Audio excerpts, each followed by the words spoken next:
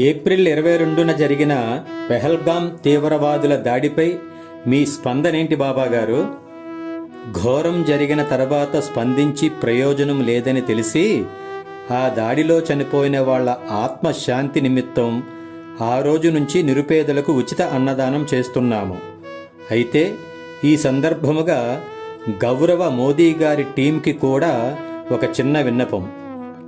Next Bharat చేపట్టబోయే ఎలాంటి చర్యనైనా మేము సమర్థించడమే కాకుండా మా తరఫున సమాజానికి ఏం చెయ్యాలో దయచేసి సెలవీయండి. భవిష్యత్తు తరాల వారు ఆనందంగా ఉండడానికి ఒకవేళ యుద్ధమే మీ నిర్ణయమైతే నేను మా సేవకులు కష్టాలలో ఉన్నవారికి అన్నం రూపంలో సేవలందించడానికి సిద్ధంగా ఉన్నాం.